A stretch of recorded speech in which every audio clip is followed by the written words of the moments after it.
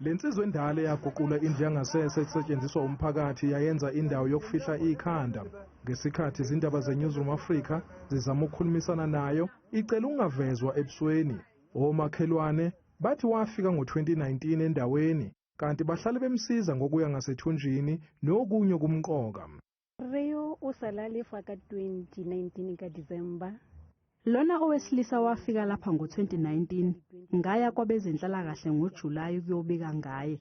Ngangimcelela ukuthi bamenzele ongenani noma umazisi, khona ezokwazi ukuthola nemali yesibonelelo sikahulumeni kanye nje nendawo efanele. ID le gore a khone go kreya pension ko bofelo re matlele lefelo le akadula mo go lone. Kanti bakhathazekile ngokuphepha kwakhe nangenhlalo nje. Njengoba kubanda nje kulezi insuku, kanti basanethemba lokuthi uyogcina evumile ukutholelwa indawo enesithunzi. Go botlhoko, go utlwisa botlhoko especially.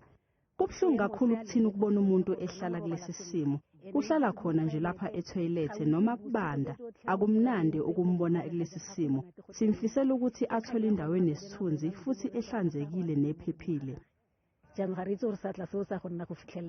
Umnyango wezenhlalakahle esifundazweni sase-North West uthi nakube senqabe kaningi uma bemtholela indawo, kodwa ngeke udikibale.